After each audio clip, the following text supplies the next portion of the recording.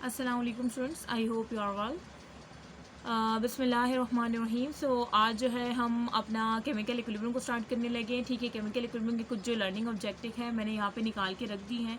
ठीक है, ताकि आपको आइडिया हो जाए कि भाई इस लेक्चर में हम क्या पढ़ने जा रहेंगे। ठीक है, सो स्टार्ट करते हैं। लर्निंग ऑब्जेक्टिव में सबसे पहले है टाइप्स ऑफ केमिकल रिएक्शन, कि भाई कितने टाइप्स की केमिकल रिएक्शंस होते हैं। तो वो देखेंगे।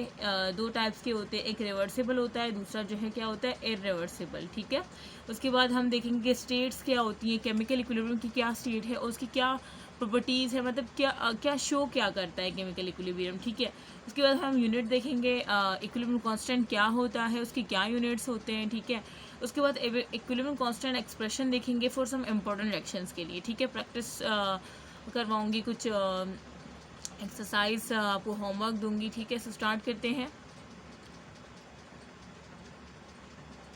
सबसे पहले तो मैं आपको दिखाने जा रही हूँ टाइप्स ऑफ रिएक्शन। ठीक है, जिस तरह से मैंने कहा कि बेटा दो टाइप्स के रिएक्शंस होते हैं। ठीक है, एक क्या होता है, एक रिवर्सिबल होता है, दूसरा क्या होता है, इरिवर्सिबल होता है। ठीक है, इरिवर्सिबल रिएक्शन में अगर मैं आपको दिखाऊं तो देखें, ये सोडियम मेटल है जो कि वाटर में डिज़ोल्व होके क्या बना रही है, बेस सोडियम हाइड्रोक्साइड। ठीक है, और वाटर और हाइड्रोजन जो है वो रिलीज़ हो रहा है। ठीक है, हाइड्रोजन गैस रिलीज़ हो रही है। तो अब इसमें देखें, दूसरा रिएक्शन जो है वो सिल्वर नाइट्रेट है और वो HCl हाइड्रोक्लोरिक एसिड के साथ रिएक्शन कर रही है, तो सिल्वर क्लोराइड बन रहा है। और साथ में सिल्वर नाइट्रेट जो है हाइड्रोक्लोरिक एसिड के साथ रिएक्शन करके सिल्वर क्लोराइड और नाइट्रिक एसिड की फॉर्मेशन कर रहा है। ठीक है, तो अब आपने ये दो रिएक्शन देखे हैं। ठीक है, इन दो रिएक्शन में आप क्या देख रहे हैं कि ये दो रिएक्शन जो है, ये एरो देखें सिर्फ फॉरवर्ड में जा रहा है। ठीक है, मतलब ये इरिवर्सिबल रिएक्शन है। ये वो रिएक्शन है कि भाई रिएक्शन कंबाइन होकर प्रोडक्ट बना रहे हैं, लेकिन प्रोडक्ट दोबारा से रिएक्शन की फॉर्मेशन नहीं कर रहे। ठीक है, ये कौन से रिएक्शन होते हैं, इरिवर्सिबल, जो कि सिर्फ क्या होते हैं, फॉरवर्ड डायरेक्शन में जा रहे होते हैं। ठीक है, जबकि रिवर्सिबल रिएक्शन का अगर आप लोग देखें तो रिवर्सिबल रिएक्शन जैसे कि नाइट्रोजन और हाइड्रोजन जब दोनों गैसेस मिलेंगे तो क्या बनता है, अमोनिया। ठीक है, अच्छा, अमोनिया प्रोडक्ट बनता है। मतलब रेक्टेंट में क्या था, नाइट्रोजन गैस और हाइड्रोजन गैस जब मिली तो क्या बना प्रोडक्ट, अमोनिया। अब यही अमोनिया जो है डिकम्पोज होकर दोबारा से नाइट्रोजन हाइड्रोजन का फॉर्मेशन कर सकता है। तो ये हमारा होता है रिवर्सिबल रिएक्शन। मतलब पहले नाइट्रोजन और हाइड्रोजन ने मिल के जो है वो किसकी फॉर्मेशन की, अमोनिया की। ठीक है, अब यही अमोनिया की जब डिकम्पोजिशन हम करेंगे, ठीक है, कंडीशन प्रोवाइड करेंगे, तो यही अमोनिया दोबारा से नाइट्रोजन और हाइड्रोजन की फॉर्मेशन कर देगा, जिससे मिलके वो बनाता है। तो ये होता है रिवर्सिबल रिएक्शन। मतलब रिएक्शन कंबाइन होकर प्रोडक्ट बना रहे हैं, प्रोडक्ट दोबारा से डिकम्पोज होकर रेक्टेंट बना रहा है। तो ये होते हैं कौन से रिएक्शन, ये होते हैं हमारे रिवर्सिबल रिएक्शन। ठीक है, जिस तरह से एक दूसरी मैं एग्जाम्पल दूँ, जिसके हाइड्रोजन और आयोडीन जब मिलते हैं दोनों रेक्टेंट, ठीक है, तो क्या बनता है, हाइड्रोजन आयोडाइड प्रोडक्ट बनता है। ठीक है, इस तरह से हाइड्रोजन आयोडाइड डिकम्पोज होकर दोबारा से आयोडीन में भी कन्वर्ट हो सकता है और हाइड्रोजन में भी कन्वर्ट हो सकता है, क्योंकि इसी से मिलके बना था ना। जब डिकम्पोज होगा तो दोबारा से ये बन जाएंगे जिससे बना था मिलके। तो ये सारे रिएक्शन आपको पता होने चाहिए कि बेटा कौन से, अगर आपको MCQs में आ जाए कि भाई सोडियम मेटल जो है वो वाटर के साथ वाटर में डिजॉल्व होती है। ठीक है, तो ये कौन सा रिएक्शन होगा। ठीक है, तो आपको पता है, आपने ये रिएक्शन देख लिया कि बेटा ये वो बेस बनाती है और हाइड्रोजन गैस रिलीज होती है। ये एक इरिवर्सिबल रिएक्शन है। दोबारा से सोडियम हाइड्रोक्साइड ये सोडियम मेटल और वाटर में कन्वर्ट नहीं हो सकती, तो ये एक इरिवर्सिबल रिएक्शन। तो आपने बता दिया कि भाई ये इरिवर्सिबल रिएक्शन है। इस तरह से वो आपको कहेंगे silver nitrate react with the hydrochloric acid, ये कौन सा रिएक्शन है, तो आपको पता है कि ये एक रिवर्सिबल रिएक्शन है। इस तरह से वो अमोनिया की फॉर्मेशन को पूछेंगे कि कौन सा रिएक्शन है, तो आपको पता है कि वही वो एक रिवर्सिबल रिएक्शन के नतीजे में फॉर्म होता है। ठीक है, इस तरह से हाइड्रोजन आयोडाइड का पूछ सकते हैं। तो ये सारी चीज़ें हैं। ठीक है, अच्छा, जिस तरह से मैंने कहा कि बेटा ये सिर्फ फॉरवर्ड डायरेक्शन में प्रोसीड होता है हमारा इरिवर्सिबल रिएक्शन, लेकिन रिवर्सिबल हमने क्या देखा कि फॉरवर्ड डायरेक्शन में भी जा रहा है। ठीक है, उसके बाद प्रोडक्ट दोबारा से रिएक्टेंट की जो फॉर्मेशन कर रहे हैं, तो वो कौन सा रिएक्शन, वो रिवर्स डायरेक्शन में जाएगा। मतलब किस डायरेक्शन में जाएगा, जिसमें नाइट्रोजन हाइड्रोजन मिल के अमोनिया की फॉर्मेशन कर रहे हैं। तो ये देखिए दो एरो है, एक है फॉरवर्ड डायरेक्शन, मतलब जो फॉरवर्ड डायरेक्शन को शो कर रहा है कि मतलब नाइट्रोजन हाइड्रोजन से मिलकर अमोनिया बन रहा है। दूसरा है कि यही अमोनिया की ब्रेकडाउन होके यही अमोनिया डिकम्पोज होके, ठीक है, इसकी ब्रेकडाउन करके क्या हम बना सकते हैं, नाइट्रोजन हाइड्रोजन। तो देखें ये रिवर्स डायरेक्शन में जा रहा है रिएक्शन। तो ये इस तरह से रिवर्सिबल रिएक्शन इसको कहते हैं कि फॉरवर्ड डायरेक्शन में भी मूव कर रहा है रिवर्सिबल रिएक्शन, और रिवर्स डायरेक्शन में भी रिएक्शन मिलकर प्रोडक्ट बना रहे, इन फॉरवर्ड डायरेक्शन और प्रोडक्ट दोबारा से रेक्टेंट बना रहा है इन रिवर्स डायरेक्शन, ठीक है। जबकि इरिवर्सिबल आपने सिर्फ क्या देखा कि फॉरवर्ड डायरेक्शन है, ठीक है, कोई वहाँ पे रिवर्स डायरेक्शन नहीं शो करता प्रोडक्ट, ठीक है। सो ये था। अब हम अगर थोड़ा सा इसको डिटेल में देखें तो देखिए इरिवर्सिबल डायरेक्शन क्या होते हैं। Direction which proceed in only in forward direction, वही बात हो गई कि भाई वो डायरेक्शन जो कि सिर्फ फॉरवर्ड डायरेक्शन में मूव करते हैं टू गिव प्रोडक्ट। और इरिवर्सिबल डायरेक्शन जो कि मैंने ऑलरेडी डिटेल में बता दिया है। एग्जाम्पल अगर देखें तो few example of irreversible direction, ये एग्जाम्पल ना आपने याद रखनी है। जिस तरह से मैंने कहा कि एमसीक्यू में पूछ सकते हैं कि वो कोई भी रिएक्शन आपको दे देंगे, आपसे बोलेंगे कि बेटा इसमें से कौन सा रिवर्सिबल है, इसमें से कौन सा इरिवर्सिबल, तो आपको पता होना चाहिए, ठीक है। सो अब देखिए रिएक्शन ऑफ कार्बन, जब आप कार्बन की कंबशन करते हैं, हाइड्रोजन की कंबशन करते हैं, ये सारे इरिवर्सिबल रिएक्शन है। Mean reaction of carbon with oxygen करेंगे तो कार्बन डाइऑक्साइड बनेगा, ठीक है। ये एक इरिवर्सिबल रिएक्शन है, इरिवर्सिबल, ठीक है। मतलब दोबारा से कार्बन डाइऑक्साइड कार्बन और ऑक्सीजन में कन्वर्ट नहीं हो सकता, ठीक है। ये बात याद रखनी है कि कार्बन जब ऑक्सीजन से मिलता है और कार्बन डाइऑक्साइड की फॉर्मेशन होता है, वो आपसे एमसीक्यू में पूछ लेंगे formation of carbon dioxide is reversible और इरिवर्सिबल। तो आपने अगर इस चैनल से सही से समझा होगा तो आपने फौरन इरिवर्सिबल पर टिक करना है। इस तरह से reaction of hydrogen with oxygen, जब आप हाइड्रोजन को ऑक्सीजन के साथ मिलाते हैं, हाइड्रोजन ऑक्सीजन गैस का रिएक्शन करवाते हैं, तो क्या बनता है, लिक्विड बनता है, मीन पानी, वाटर बनता है, ठीक है। सो ये भी एक क्या है, इरिवर्सिबल रिएक्शन है। ऐसा नहीं कि दोबारा से वाटर जो है डिकम्पोज होकर हाइड्रोजन ऑक्सीजन में बनाएगा, ठीक है। इस तरह से reaction of sodium with chlorine, जब आप सोडियम और क्लोरीन का रिएक्शन करवाएंगे तो सोडियम क्लोराइड जो कि नमक सॉलिड फॉर्म में बनेगा, ठीक है। ये भी एक इरिवर्सिबल रिएक्शन है। अच्छा, reaction with zinc with hydrochloric acid, जब आप जिंक को हाइड्रोक्लोरिक एसिड, ठीक है, एक्वस हाइड्रोक्लोरिक एसिड से जब रिएक्ट करवाएंगे तो जिंक क्लोराइड और हाइड्रोजन गैस रिलीज हो जाएगी, तो ये भी एक इरिवर्सिबल रिएक्शन है। तो ये कुछ मैंने इरिवर्सिबल रिएक्शन की एग्जांपल आपको बताई, ताकि ये वो बहुत मतलब ऐसी एग्जांपल है जो कि शायद कभी कभार पूछ लेते हैं ना, तो मैंने आपको बता दी। इसमें बहुत कॉमन ये कार्बन और हाइड्रोजन की तो आपको पता ही होगा। सोडियम क्लोराइड की याद रख लीजिएगा, जिंक क्लोराइड की याद रख लीजिएगा, जिंक क्लोराइड की फॉर्मेशन, सोडियम क्लोराइड की फॉर्मेशन, ठीक है। उसके बाद नेक्स्ट चलते हैं। अच्छा, नेक्स्ट है रिवर्सिबल रिएक्शन। तो रिवर्सिबल रिएक्शन में क्या होता है, reversible reaction the reaction which go in forward, मतलब इसमें क्या होता है कि जो रिएक्शन है ना वो फॉरवर्ड डायरेक्शन में भी जाता है, मतलब रेक्टेंट जो है वो मिल के प्रोडक्ट बनाते हैं और इस तरह से प्रोडक्ट दोबारा से क्या हो जाते हैं, प्रोडक्ट दोबारा से डिकम्पोज होके रेक्टेंट भी बना सकता है। तो इस तरह से देखिए ये एक फॉरवर्ड डायरेक्शन है और ये क्या है, रिवर्स डायरेक्शन है। रेक्टेंट मिल के प्रोडक्ट बना रहे हैं इन फॉरवर्ड डायरेक्शन, जबकि प्रोडक्ट डिकम्पोज होकर रिएक्शन बना रहा है इन रिवर्स डायरेक्शन, ठीक है। तो वो यही कह रहे हैं कि direction which go in forward and reverse direction simultaneously, एक साथ, ठीक है, simultaneous under the similar condition, और कंडीशन सिमिलर होगी, ठीक है। ये बात याद रखिए कि कंडीशन सिमिलर होती है, ठीक है। Are called reversible reaction. ऐसे नहीं कि आपने फॉरवर्ड डायरेक्शन में कोई और कंडीशन अप्लाई की है तो रिवर्स के लिए नहीं, एक ही कंडीशन पे फॉरवर्ड डायरेक्शन में भी रिएक्शन प्रोसीड हो रहा होता है, रिवर्स डायरेक्शन में भी हो रहा होता है। देखिए पहले तो अगर आपने जैसे नाइट्रोजन और ऑक्सीजन ले लिया, ठीक है, अब पहले आपके पास क्या है, रेक्टेंट ज़्यादा है, ठीक है, रेक्टेंट ज़्यादा है और प्रोडक्ट क्या है, कम है, क्योंकि अभी तो प्रोडक्ट बना ही नहीं है ना। तो जब मैं अगर कलर चेंज करूँ तो नाइट्रोजन और ऑक्सीजन मिल जाएंगे, जब किसकी फॉर्मेशन करेंगे, नाइट्रिक ऑक्साइड की फॉर्मेशन कर लेंगे। तो जिस तरह से नाइट्रस ऑक्साइड, जिस तरह से नाइट्रिक ऑक्साइड बढ़ेगा, जिस तरह से वो उसकी मिकदार होना स्टार्ट होगी, उसी रेट पे जो है रिवर्स डायरेक्शन प्रोसीड होगा और दोबारा से नाइट्रोजन ऑक्सीजन बनाता रहेगा। तो इस तरह से है ये सारा। अभी आगे आपको मज़ीद समझ आएगी, ठीक है। और उस तरह से हाइड्रोजन और आयोडाइड, ये मैंने आपको पहले बताई थी, एग्जाम्पल याद रखना, नाइट्रस ऑक्साइड की फॉर्मेशन ये रिवर्सिबल रिएक्शन में आता है, और नाइट्रोजन हाइड्रोजन मिलके अमोनिया, ये भी मैंने, ये दोनों तो आपको पता होगी, ठीक है। ये बात ये वाली याद रख लीजिएगा। और कैल्शियम कार्बोनेट जो है वो डिकम्पोज होकर कैल्शियम ऑक्साइड और कार्बन डाइऑक्साइड बनाता है। इस तरह से कार्बन डाइऑक्साइड और कैल्शियम ऑक्साइड मिल के कैल्शियम कार्बोनेट भी बना सकते हैं, और कैल्शियम कार्बोनेट की ब्रेकडाउन डिकम्पोज होकर हमें दोबारा से रिएक्शन के कंपोनेंट मिल सकते हैं, लाइक कैल्शियम ऑक्साइड और carbon dioxide in calcium carbonate formation, ठीक है। सो ये सारा रिवर्सिबल रिएक्शन का था। अच्छा, उसके बाद अगर मैं आपको बताऊं कि बेटा स्टेट ऑफ केमिकल इक्विलिब्रियम किस तरह से अटेंड की जाती है ना, तो स्टेट ऑफ केमिकल इक्विलिब्रियम क्या है, केमिकल इक्विलिब्रियम क्या है, तो बच्चे कहेंगे मैम वो जिस पे जो है ना रिएक्शन और प्रोडक्ट की कंसंट्रेशन इक्वल हो जाए वो हमारा केमिकल इक्विलिब्रियम है। नहीं बेटा, आप लोग गलत डायरेक्शन में जा रहे हैं, ऐसा नहीं है, ऐसा नहीं है। हाँ, स्टेट ऑफ रिवर्सिबल रिएक्शन, ये वो स्टेट है रिवर्सिबल रिएक्शन की, ठीक है, ये एक स्टेट है।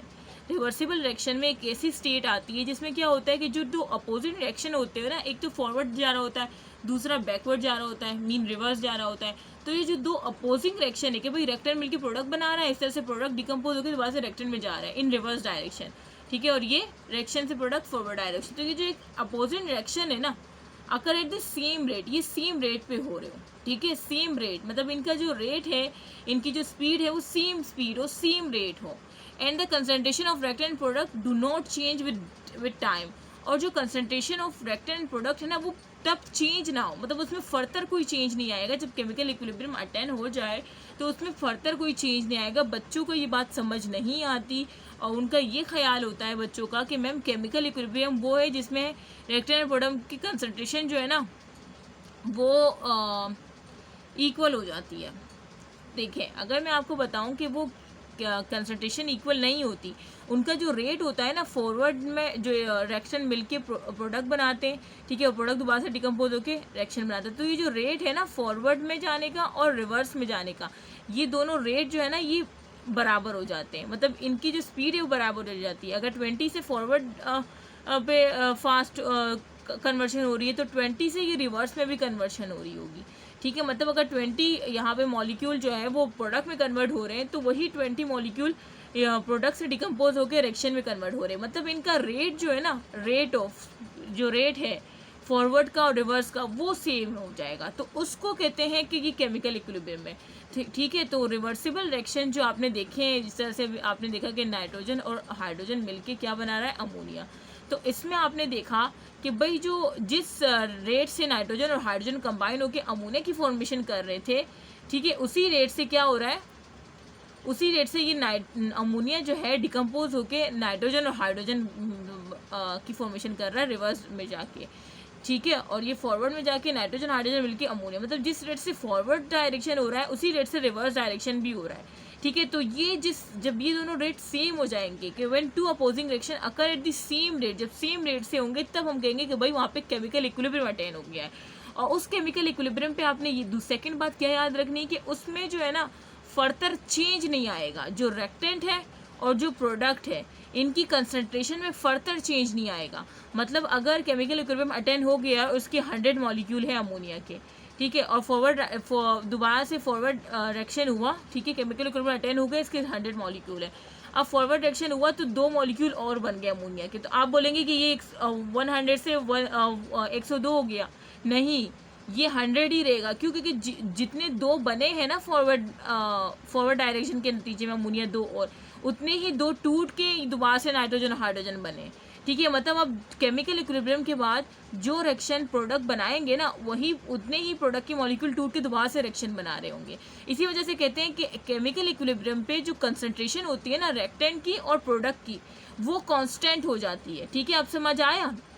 मैं जिस तरह से आपको पढ़ा रही हूँ ना, तो क्योंकि मुझे पता है कि बच्चों को कहाँ कहाँ परेशानी होती है, तो इस वजह से मैं हर एंगल से आपको बता रही हूँ कि बेटा एक तो मैंने आपको समझाया कि केमिकल इक्विलिब्रियम जो है वो रिवर्सिबल रिएक्शन की वो स्टेट है जिसमें दो अपोजिटिंग रिएक्शन मीन फॉरवर्ड और रिवर्स, ये इन दोनों का रेट क्या हो जाए, इन दोनों का रेट जब इक्वल हो जाता है तो हम कहते हैं कि केमिकल इक्विलिब्रियम अचीव हो गया है, ठीक है। रिवर्सिबल रिएक्शन में ही होता है ना फॉरवर्ड और रिवर्स रिएक्शन, ये तो बताने की ज़रूरत ही नहीं है। अच्छा, क्योंकि कुछ बच्चे होते हैं जिनके कॉन्सेप्ट बिल्कुल इतने खाली होते हैं कि वो पता नहीं क्या कैसे एमसीक्यूज को टिक करके आते हो, क्योंकि उन्हें शुरू से कॉन्सेप्ट वाइज पढ़ा नहीं होता, ठीक है। अच्छा, तो ये बात तो मैंने बता दी। सेकंड बात मैंने क्या बताई कि अब जो केमिकल इक्विलिब्रियम अटेन हो गया मीन जो फॉरवर्ड रेट है और जो रिवर्स रेट है, इन दोनों का रेट जो है वो सेम हो गया, ठीक है, सेम रेट से फॉरवर्ड भी हो रहा है, सेम रेट से रिवर्स भी हो रहा है, ठीक है। ये तो आपको केमिकल इक्विलिब्रियम समझ आ गया। अब उसके बाद क्या होगा कि जब केमिकल इक्विलिब्रियम अटेन हो जाए तो जो रिएक्टेंट और जो प्रोडक्ट की कंसंट्रेशन है ना, कंसंट्रेशन इसमें मजीद चेंज नहीं आएगा, जो कंसंट्रेशन है ना वो फर्दर चेंज नहीं होगी, वो भी कांस्टेंट हो जाएगी। मतलब अगर केमिकल इक्विलिब्रियम पे ये 100 प्रोडक्ट के वो है ना मॉलिक्यूल बने हैं, तो जब दोबारा से केमिकल इक्विलिब्रियम अटेन होने के बाद दोबारा से दो रिएक्टेंट के मॉलिक्यूल प्रोडक्ट में कन्वर्ट होंगे, तो आपसे अगर मैं पूछूं कि अब कितना होगा प्रोडक्ट का, तो कुछ बच्चे कह रहे होंगे कि 102 हो जाएगा ना, क्योंकि 2, तो वो बिल्कुल गलत कह रहे हैं, क्योंकि केमिकल इक्विलिब्रियम पे मैंने क्या किया कि फर्दर चेंज नहीं आएगा। अब केमिकल इक्विलिब्रियम अटेन हो गया है और केमिकल इक्विलिब्रियम पे मैंने आपको बताया कि इसकी जो मॉलिक्यूल है प्रोडक्ट के वो कितने 100, और दोबारा से जो है ना कि दो रेक्टेन से प्रोडक्ट में कन्वर्ट हो गए, तो जो अच्छे बच्चे होंगे जो सही से समझ रहे होंगे बोलेंगे मैम 100 ही रहेगा, क्योंकि जो दो बन रहे हैं ना वही दो दोबारा से जो है रेक्टेन में कन्वर्ट हो रहे हैं bye the reverse reaction. Ma'am अभी आपने बताया कि केमिकल इक्विलिब्रियम जब अटेन हो जाएगा रिवर्सिबल रिएक्शन में, तब रेक्टेन और प्रोडक्ट की कंसंट्रेशन में फर्दर चेंज नहीं आएगा। मतलब अगर 100 है तो 100 ही रहेगा। अगर दो मजीद बन रहे केमिकल इक्विलिब्रियम अटेन होने के बाद रेक्टेन दोबारा प्रोडक्ट में कन्वर्ट हो रहे हैं, तो वही प्रोडक्ट जितने बन रहे हैं ना वही दोबारा से रेक्टेन में कन्वर्ट हो रहे हैं। तो इस तरह से फर्दर चेंज नहीं आ रहा रेक्टेन और प्रोडक्ट की कंसंट्रेशन में। ये जो मेरे वर्ड्स है ना ये लिख ले अपने नोट्स में, ये लिख ले, ये लिख ले, जिस तरह से मैं आपको बता रही हूँ ना ये लिख ले। इस वजह से मैं कहती हूँ कि बेटा नोट्स बना लो। कुछ बच्चे होते हैं मुझे मैसेज करते हैं मैम नोट्स मिल जाएंगे, अब उनको मैं थक गई कि बेटा मैं बहुत सी बातें वर्बली बता रही होती हूँ, जिस तरह से मैंने कितना अच्छा ये समझाया, और ये इसी में आप फंसेंगे। जब मैं संडे टेस्ट लूँगी ना तो मैं बोलूँगी कि भाई कंसल्टेशन इक्वल होती है या नहीं होती, तो देखना किस तरह से आप लोग फंसते हैं, क्योंकि आप लोगों ने तो यहाँ पर सही से समझा नहीं होगा। तो ये वर्डिंग में ही ना लिख लिया करें जब आप नोट्स बनाया करें ना, ठीक है। तो ये बात तो हो गई। अब देखिए अब आपको ये समझ आ गया होगा कि a state of reversible reaction when two opposing reaction in forward or reverse reaction occur at the same rate, the concentration of reactant product do not change with time, ठीक है। तब वो चेंज नहीं होगा, मीन फर्दर चेंज नहीं आएगा। Chemical equilibrium attain होने के बाद फर्दर चेंज नहीं आएगा, तो वो स्टेट हमारी क्या कहलाती है, केमिकल इक्विलिब्रियम। और ये जो केमिकल इक्विलिब्रियम है ना, इसकी अगर ग्राफिकल एक्सप्लेनेशन बताऊं मैं, तो यहाँ पे आपको दिख रहा है वाई एक्सिस पे हमने रिएक्शन रेट लिया है। पहले मैं आपको ये वाला सेकेंड वाला पैराग्राफ बता देती हूँ। वाई एक्सिस पे हमने कंसंट्रेशन ली है, ठीक है, मोल में, और एक्स एक्स पे हमने टाइम लिया है। अब आप देख रहे होंगे रेक्टेंट पहले ज़्यादा है, क्योंकि मैंने आपको कहा ना कि पहले रेक्टेंट ज़्यादा होते हैं प्रोडक्ट ज़ीरो होता है। तो रेक्टेंट ज़्यादा है तो देखिए रेक्टेंट ऊपर से स्टार्ट हो रहा है, मीन रेक्टेंट ज़्यादा है, और ज़्यादा मतलब स्टार्ट में ज़्यादा है, उसके बाद देखिए स्लो स्लो होते होते कम हो गया, और फिर क्या हुआ कि कांस्टेंट हो गया, ठीक है। उसके बाद देखिए स्टार्ट में रिएक्शन ज़्यादा थे और प्रोडक्ट क्या है, कम है। वो किस तरह से आपको शो हो रहा है कि प्रोडक्ट कम है, क्योंकि प्रोडक्ट देखिए ज़ीरो से स्टार्ट हो रहा है, ठीक है, और प्रोडक्ट कम है। स्टार्ट में प्रोडक्ट कम होते हैं और रेक्टेंट ज़्यादा होते हैं, वो तो आपको पता है ना, रेक्टेंट ज़्यादा होते हैं। तो रेक्टेंट जब ज़्यादा है तो उसका ग्राफ ऊपर से चला आ रहा है, ठीक है। और जब रेक्टेंट कन्वर्ट होते जाते हैं प्रोडक्ट में, तो प्रोडक्ट की मिकदार क्या होती जाती है, थोड़ा आहिस्ता आहिस्ता बढ़ती जाती है, क्योंकि ये प्रोडक्ट आहिस्ता आहिस्ता बढ़ते बढ़ते इसके इक्वल आ जाता है इस रेक्टेंट रेट के। समझ आ रही है ना कि शुरू में रेक्टेंट ज़्यादा थे तो इसका ग्राफ इस तरह से आ रहा है, मतलब शुरू में रेक्टेंट ज़्यादा थे, आहिस्ता आहिस्ता वो कम होते क्यों जाते हैं, क्योंकि वो प्रोडक्ट में कन्वर्ट होते रहते हैं रेक्टेंट जो होते हैं। और प्रोडक्ट शुरू में ज़ीरो था और वो आहिस्ता आहिस्ता बढ़ते क्यों जाते हैं, क्योंकि जो रेक्टेंट थे वो प्रोडक्ट में कन्वर्ट होते होते और प्रोडक्ट की मिकदार बढ़ती बढ़ती रहती है, ठीक है।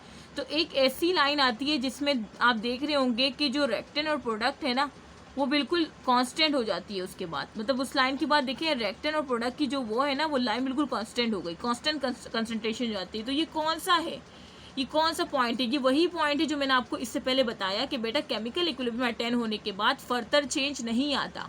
देखिए आप देखिए पहले आपने देखा कि पहले रेक्टेंट जब जैसे ही रिएक्शन स्टार्ट हुआ तो रेक्टेंट कम होना स्टार्ट हो गए और प्रोडक्ट बढ़ना स्टार्ट हो गए, लेकिन फिर एक ऐसा पॉइंट आया जिसमें क्या हुआ, जिसमें जो रेक्टेंट जो प्रोडक्ट था और जो रेक्टेंट था उन दोनों के क्या हो गया, एक लाइन के बाद वो बिल्कुल स्ट्रेट हो गए। आप दिख रहे हैं बिल्कुल स्ट्रेट हो गया। तो ये वो पॉइंट है, ये वो पॉइंट है जिसे हम क्या कहते हैं, केमिकल इक्विलिब्रियम। मतलब अब इसमें फर्दर चेंज नहीं आएगा इनकी कंसंट्रेशन में। अब देखिए रेक्टेंट की कंसंट्रेशन जो इस तरह से कम होती नीचे गई जा रही थी, तो देखिए वो एक कांस्टेंट हो गई नीचे जाके ना, क्योंकि वो फर्दर फिर चेंज नहीं आएगा। ये जो लाइन है ना ये केमिकल इक्विलिब्रियम जब अटेन हो गया, अगर मैं इसको कलर चेंज करूँगी, जो लाइन है ना ये केमिकल इक्विलिब्रियम अटेन हो गई। यहाँ तक जब केमिकल इक्विलिब्रियम अटेन हो गई तो फर्दर आपने देखा कि जो प्रोडक्ट की लाइन थी बिल्कुल सेम गई और रेक्टेंट की लाइन भी बिल्कुल सेम गई, क्योंकि उसमें फर्दर चेंज फिर नहीं आएगा। जिस तरह से मैंने बताया ना कि 100 मॉलिक्यूल थे तो 100 मॉलिक्यूल ही रहे, रिएक्शन स्टॉप नहीं हुआ, रिएक्शन स्टॉप नहीं हुआ। जितने रेक्टेंट प्रोडक्ट में कन्वर्ट हो रहे थे ना उतने ही प्रोडक्ट टूट के दोबारा से रेक्टेंट बना रहे होंगे। तो इस वजह से हम कहते हैं कि कंसंट्रेशन में चेंज नहीं आता। कब नहीं आता, after achieving the state of chemical equilibrium, ठीक है। No further change in concentration of reactant and product. ये बात याद रख लें, ठीक है। ये ग्राफ आपको शो कर रहा है। अगर मैं दोबारा से बताऊं, देखिए रेक्टेंट पहले ज़्यादा थे, स्लोली वो कम होना स्टार्ट हो गए। क्यों? क्योंकि वो प्रोडक्ट में कन्वर्ट हो रहे थे। प्रोडक्ट पहले जीरो थे तो प्रोडक्ट स्लोली बढ़ना स्टार्ट हो गए, क्योंकि रेक्टेंट प्रोडक्ट में कन्वर्ट हो रहे थे और रेक्टेंट खुद कम हो रहे थे। अब देखिए इस लाइन के बाद, अब उसके बाद क्या हुआ, ये दोनों कॉन्स्टेंट आना स्टार्ट हो गए। अब ये लाइन जो है ना, ये केमिकल इक्विलिब्रियम की है। ये वाली लाइन केमिकल इक्विलिब्रियम की है, ठीक है। अभी केमिकल इक्विलिब्रियम अटेन हो गया। अब उसके बाद आपने क्या देखा कि मेमदीना ने बताया था कि केमिकल इक्विलिब्रियम अटेन जब हो जाएगा तो उसके बाद उनकी कंसंट्रेशन में मजीद फर्दर चेंज नहीं आएगा। अब देखिए पहले ये ग्राफ इस तरह से रेक्टेंट का नीचे आ रहा था और प्रोडक्ट का बढ़ रहा था, तो इसमें चेंज आ रहा था। लेकिन जैसे ही केमिकल इक्विलिब्रियम अटेन हुआ, तो मेमदीना ने बताया था कि फर्दर चेंज उसमें फिर नहीं आएगा, फिर वो स्ट्रेट हो जाएगा। मतलब जितने थे उतने ही रहेगा, ठीक है। मतलब जितने रेक्टेंट प्रोडक्ट में कन्वर्ट हो रहे होंगे ना, उतने ही प्रोडक्ट दोबारा से रेक्टेंट में कन्वर्ट हो रहे होंगे। इस वजह से फर्दर चेंज नहीं आएगा। इस वजह से ये कांस्टेंट लाइन शो हो रही है, दिख रहा है। प्रोडक्ट वही कांस्टेंट है इस केमिकल इक्विलिब्रियम के बाद, और रेक्टेंट वही कांस्टेंट है, constant concentration at equilibrium. I hope कि समझ आ गई होगा। बहुत अच्छी तरीके से मैंने समझाया। मैं सोचती हूँ कि काश अगर मुझे कोई इस तरह से पढ़ा देता ना, तो पता नहीं मैं तो कहाँ ही पहुँच जाती, ठीक है। तो ये आप लोग शुक्र करें, और जो नोट्स नहीं बना रहा ना, उससे मेरी रिक्वेस्ट है कि बेटा नोट्स बना लो, क्योंकि मैं बहुत सारी चीज़ें आपको जो है ना वर्बली बता रही होती हूँ, और स्टूडेंट मुझे नोट कर भी रहे होंगे, ठीक है। मैं बहुत सारी चीज़ें वर्बली बताती हूँ, और वो चीज़ जो कि आप लोग कंफ्यूज हो सकते हैं, क्योंकि मैं खुद एक स्टूडेंट रही हूँ, बल्कि स्टूडेंट हूँ भी, ठीक है। तो मुझे पता होता है कि भाई वो चीज़ एक बार सुनने में समझ नहीं आती, तो इस वजह से मैं 2-3 दफ़ा उस चीज़ को बार बार रिपीट करती हूँ, ताकि आप लोग के जहन नशीन हो जाए। तो काइंडली थोड़ा सा आप लोग भी कोऑपरेशन में हिस्सा पार्टिसिपेट कर लिया करें, ठीक है। जब मैं बोल रही होती हूँ ना कि नोट्स बना लो, साथ में जो बोल रही हूँ मैं, जो आइडियाज़ जो ट्रिक्स दे रही होती हूँ, तो उसको भी साइड पे नोट कर लिया करो, ठीक है। तो ये बात तो हमारी हो गई। अब ये दूसरा वाला ग्राफ देखें। अब इसमें मैंने क्या बताया था कि भाई रेक्टेंट जो है ना प्रोडक्ट में जो कन्वर्ट होते हैं, तो ये कौन सा डायरेक्शन, फॉरवर्ड डायरेक्शन में जा रहे होते हैं। इस तरह से प्रोडक्ट दोबारा डिकम्पोज होकर रिवर्स सेक्शन के थ्रू रेक्टेंट बना रहे होते हैं। तो अब ये दूसरा जो ग्राफ है ना, वो रेट का है। रिएक्शन रेट को एक्स एक्सिस पे लिया है और टाइम को रिएक्शन रेट को वाई एक्सिस पे लिया है और टाइम को एक्स एक्सिस पे लिया है। अब आपने देखा है कि मैंने जिस तरह से आपको बताया कि शुरू में क्या होता है, स्टार्ट में रिएक्शन के स्टार्ट में क्या ज़्यादा होता है, रेक्टेंट ज़्यादा होते हैं और प्रोडक्ट कम होते हैं। फिर स्लोली आपने क्या देखा कि रेक्टेंट कम हो रहे होते हैं। ये देखिए ये वाला ग्राफ आपको शो कर रहा है, और प्रोडक्ट की मिकदार बढ़ रही होती है, ठीक है। फिर एक रेट होता है कि जिसमें वो दोनों कांस्टेंट होते हैं। इसको तो इक्विलिब्रियम स्टेट पे इन दोनों में फर्दर चेंज नहीं आता कंसंट्रेशन में रेक्टेंट प्रोडक्ट के, ठीक है। इस वजह से ये स्ट्रेट लाइन शो हो रही है, ठीक है। तो बेसिकली अब आप ये सेकेंड वाला ग्राफ देखिए, जिस तरह से मैंने बताया कि शुरू में रेक्टेंट ज़्यादा होते हैं। तो खुद सोचिए, जब रेक्टेंट ज़्यादा होंगे शुरू में, तो कौन सा रेट ज़्यादा होगा, फॉरवर्ड ज़्यादा होगा या रिवर्स ज़्यादा होगा? जल्दी से कमेंट करें। फॉरवर्ड ज़्यादा होगा ना, क्योंकि रेक्टेंट मिल के प्रोडक्ट बनाएंगे। जब रेक्टेंट शुरू में ज़्यादा है तो कौन सा रेट ज़्यादा होगा, फॉरवर्ड ज़्यादा होगा, ठीक है। और रिवर्स कम होगा, क्योंकि पहले तो प्रोडक्ट ज़ीरो है ना। फिर जब प्रोडक्ट बन जाएंगे, आहिस्ता आहिस्ता जिस तरह से बनते रहेंगे, रिवर्स सेक्शन आपका बढ़ता रहेगा, ठीक है। जब प्रोडक्ट की कंसंट्रेशन बढ़ती रहेगी तो रिवर्स रिएक्शन की कंसंट्रेशन भी रिवर्स रेट की भी कंसंट्रेशन बढ़ती, मतलब रेट भी बढ़ता रहेगा। अब ये सेकंड वाला देखें, आपने वाई एक्सिस पे क्या लिया है, रिएक्शन रेट लिया है। फॉरवर्ड रिएक्शन स्टार्ट में बहुत ज़्यादा होता है। क्यों ज़्यादा होता है? क्योंकि रेक्टेंट ज़्यादा होते हैं। जब रेक्टेंट ज़्यादा होंगे तो फॉरवर्ड रिएक्शन तो ज़्यादा होगा ना, क्योंकि वो प्रोडक्ट की फॉर्मेशन कर रहे होंगे। और शुरू में क्या होता है, प्रोडक्ट कम होता है। जब प्रोडक्ट कम होगा मतलब बिल्कुल ज़ीरो होता है, कम भी ना कहे, शुरू में तो प्रोडक्ट बिल्कुल होता ही नहीं है, ठीक है। तो देखें ये बिल्कुल ज़ीरो से प्रोडक्ट स्टार्ट हुआ है। बिल्कुल ज़ीरो से जब प्रोडक्ट स्टार्ट हुआ है तो ये स्लोली आप देख रहे हैं कि प्रोडक्ट बढ़ रहा है। मीन स्लोली आपका रिवर्स सेक्शन क्यों बढ़ रहा है? क्योंकि रिएक्शन से प्रोडक्ट बन रहे, और जितने प्रोडक्ट बन रहे वो दोबारा से रिवर्स सेक्शन में रेक्टेंट की फॉर्मेशन कर रहे। तो देखिए रिवर्स सेक्शन जो है शुरू में ज़ीरो था, और स्लोली वो क्या कर रहा है, वो बढ़ रहा है। अगर मैं कलर चेंज करूँ तो स्लोली वो बढ़ रहा है रिवर्स सेक्शन, ठीक है। और फिर एक ऐसा पॉइंट है, ये वाला पॉइंट जिसे हम केमिकल इक्विलिब्रियम कहते हैं। इस केमिकल इक्विलिब्रियम पे दोनों रेट जो है, देखिए दोनों रेट बिल्कुल स्ट्रेट आ गए, दोनों मिल गए।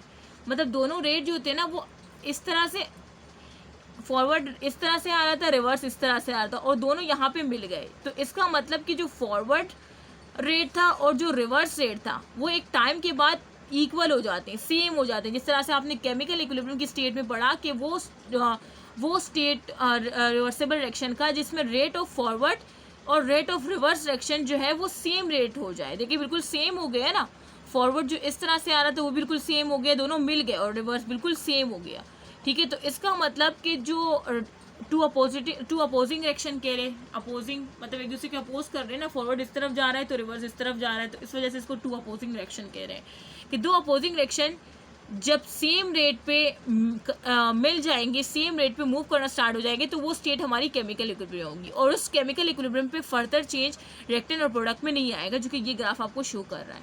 ठीक है, आई होप कि आप लोग समझ गए होंगे। अब नेक्स्ट चलते हैं।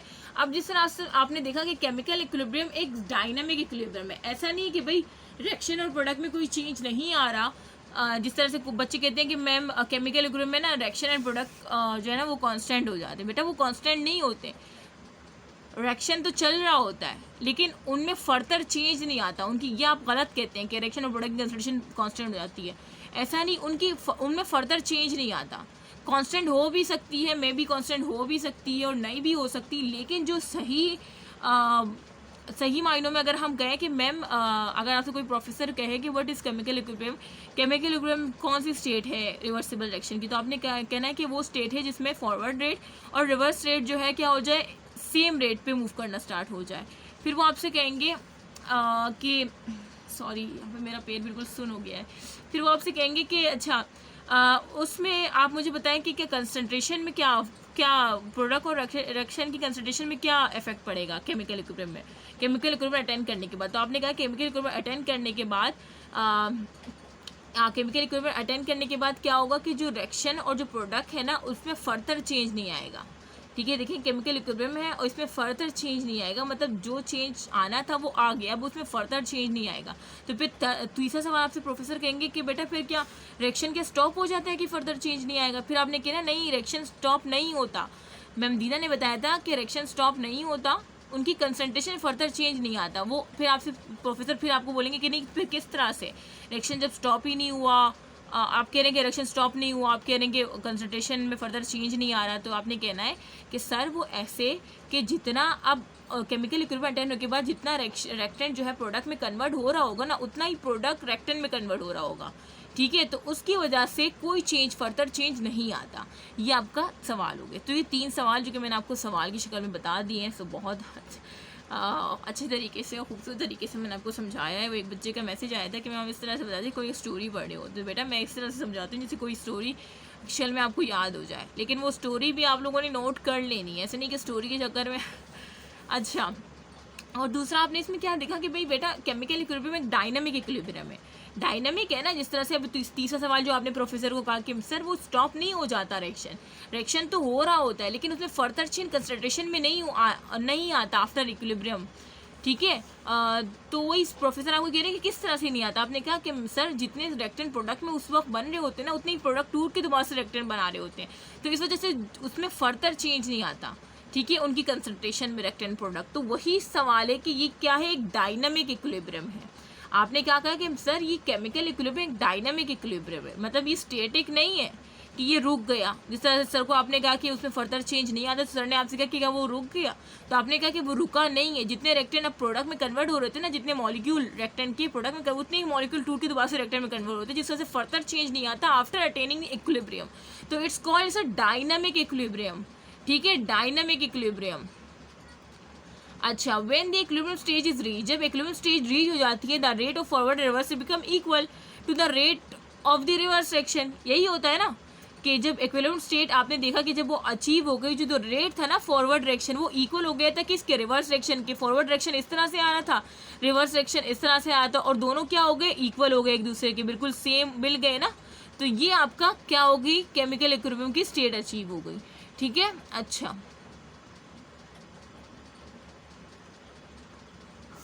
The number of molecule of A and B which are converted into product. अब आप यहाँ पे एक आपको मतलब एग्जाम्पल दी हुई है कि एक नंबर ऑफ मॉलिक्यूल है, ठीक है, ए और बी, और वो दोनों रैक करके किस में कन्वर्ट हो रहे हैं, प्रोडक्ट में कन्वर्ट हो रहे हैं। ठीक है, as compensated by the reverse reaction when C and D are converted to A and B. देखिए ए एंड बी क्या है, रिएक्टेंट है, और वो किस में कन्वर्ट हो रहे हैं, प्रोडक्ट सी और डी में। और ये किसके कौन से रिएक्शन के थ्रू हो रहा है, फॉरवर्ड रिएक्शन के थ्रू। और दोबारा से रिवर्स रिएक्शन के थ्रू क्या होगा, यही प्रोडक्ट जो है किस में कन्वर्ट हो रहे हैं, रिएक्टेंट में। कि कौन से रिएक्शन के थ्रू, रिवर्स रिएक्शन के थ्रू। ठीक है, तो वो यही बता रहे हैं कि वो फॉरवर्ड डायरेक्शन के थ्रू होता है, दोबारा से प्रोडक्ट जो है रिएक्टेंट में जो कन्वर्ट होता है वो रिवर्स डायरेक्शन के थ्रू होता है। अच्छा, अब उसके बाद आती है ये केसी क्या है। ये केसी कोई बता सकता है केसी क्या है? ये इक्विलिब्रियम कांस्टेंट है। केसी को क्या कहते हैं कि एक इक्विलिब्रियम कांस्टेंट है। इक्विलिब्रियम कांस्टेंट है क्या? ये एक रेशियो है। किसके दरमियान रेशियो है? तो आप कहेंगे कि रेशियो है प्रोडक्ट अपॉन रेक्टेंट, ठीक है, प्रोडक्ट और रेक्टेंट की रेशियो है, ठीक है। तो आपने क्या किया, अब आपने ये रिएक्शन लिख लिया। अब इसमें प्रोडक्ट आप ये देख रहे हैं कि ये प्रोडक्ट है, तो अब आपने क्या लिख लिया, ऊपर प्रोडक्ट लिखा,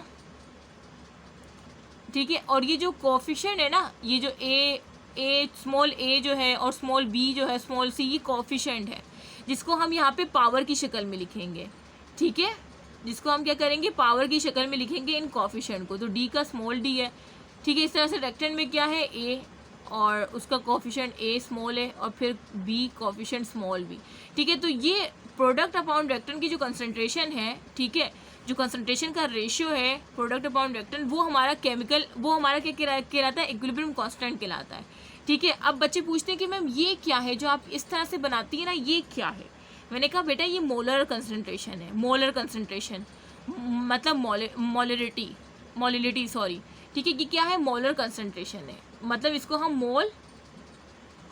मोलर कंसंट्रेशन कहते हैं। जो इस तरह से बनाते हैं ना, ये मोलर कंसंट्रेशन होती है। मोलर कंसंट्रेशन क्या मतलब, फिर आपने कहा मैम मोलर कंसंट्रेशन क्या होती है? मोलर कंसंट्रेशन बेटा, मोलर कंसंट्रेशन होती है मोल पर डीएम क्यूब, ठीक है। मोलर कंसंट्रेशन ये होती है। तो अब आपको समझ आ गया कि जो मैम इस तरह से बनाती है ना, इस तरह से, तो ये क्या है, ये शो करता है मोलर कंसंट्रेशन को। मोलर कंसंट्रेशन किसके बराबर होता है, मोल पर डीएम क्यूब के, ठीक है। और दूसरा मैंने आपको बताया कि जो स्मॉल ए है, स्मॉल बी है, स्मॉल सी, स्मॉल डी, मतलब स्मॉल ए कैपिटल ए, ठीक है। अब ये कैपिटल ए तो मॉलिक्यूल है, ठीक है, नंबर मॉलिक्यूल को शो कर रहा है जो कैपिटल वाले, जो स्मॉल है ना ये मोल्स को शो कर रहे हैं, मतलब ये जो कोफिशिएंट है ना इसको हम कोफिशिएंट कहेंगे।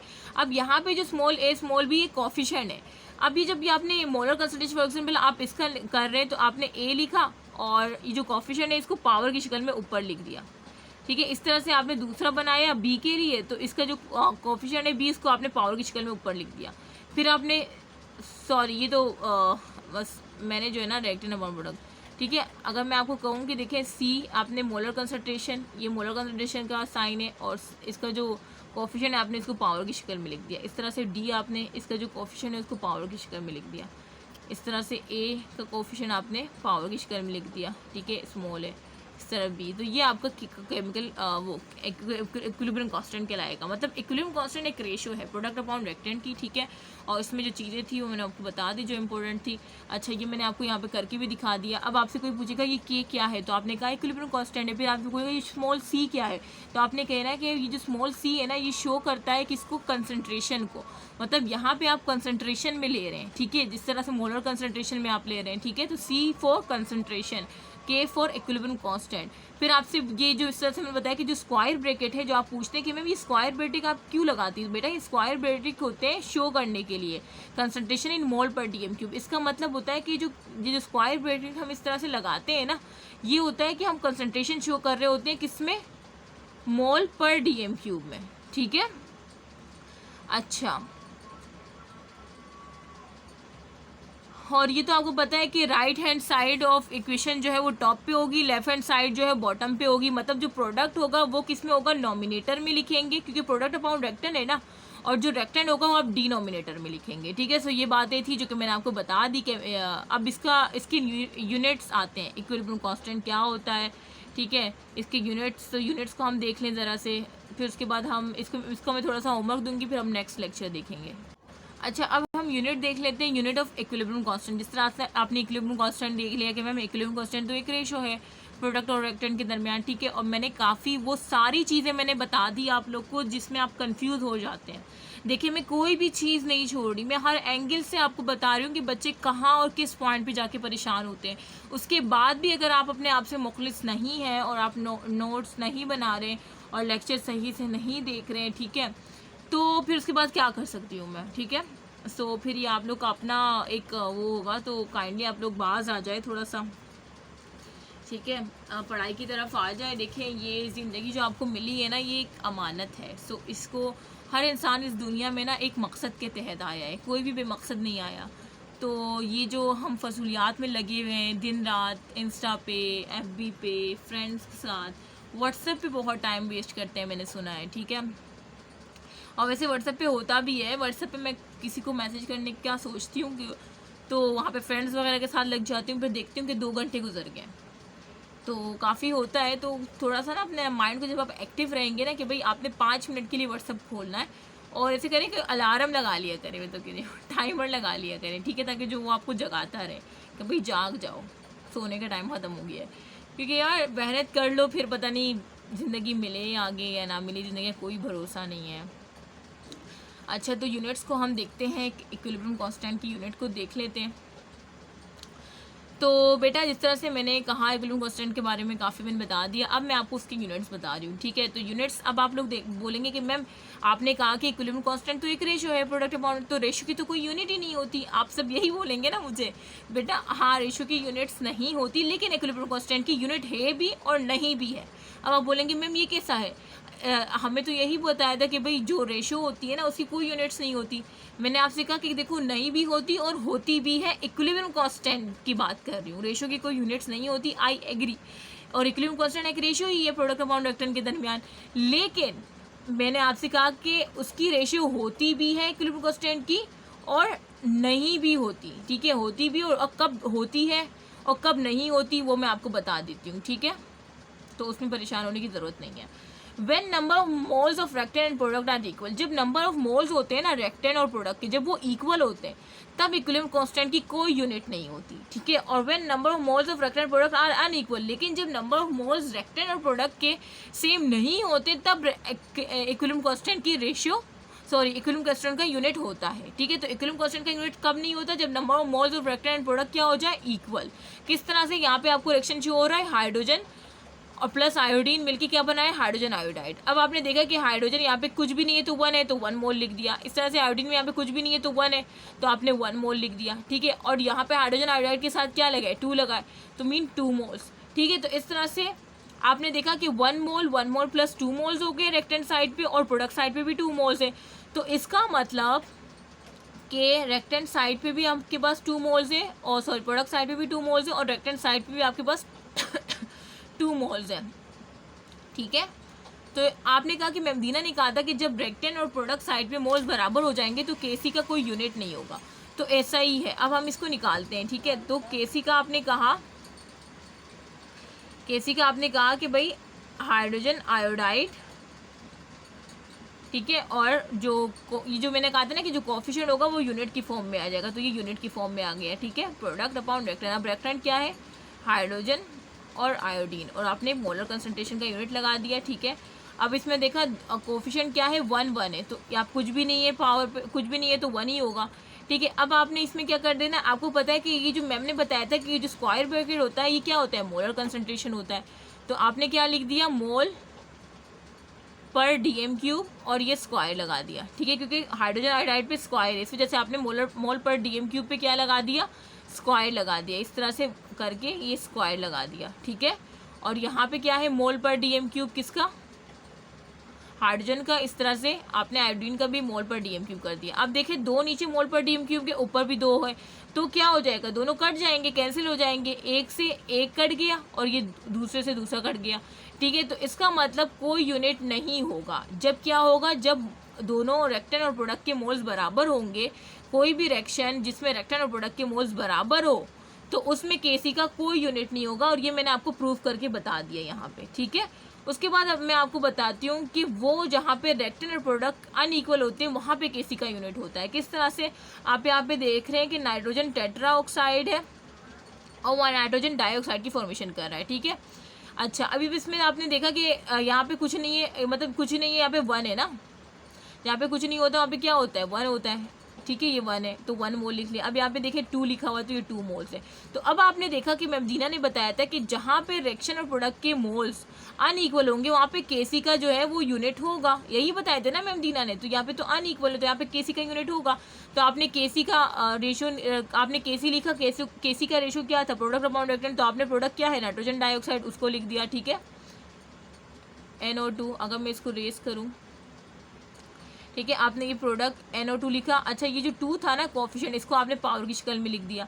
ठीक है, और नाइट्रोजन टेट्राऑक्साइड को आपने रेक्टेंट जो कि डिनोमीटर में आएगा। आपने देखा था ना कि रेक्टेंट जो डिनोमीटर में आया था और प्रोडक्ट नोमीटर में आए थे, किसी का जो रेशियो बनना था प्रोडक्ट अपॉन रेक्टर। ठीक है, अब आपने देखा कि ये जो स्क्वायर ब्रैकेट होता है वो मोल पर DM क्यूब होता है। ठीक है, मोल पर DM क्यूब। और आपने देखा कि भाई इसमें मैं जो है ना स्क्वायर करके 2 लगाऊंगा, क्योंकि यहाँ पे 2 है। ठीक है, नाइट्रोजन डाइऑक्साइड के ऊपर 2 है, मीन स्क्वायर है, 2 दफ़ा मोल पर DM क्यूब है।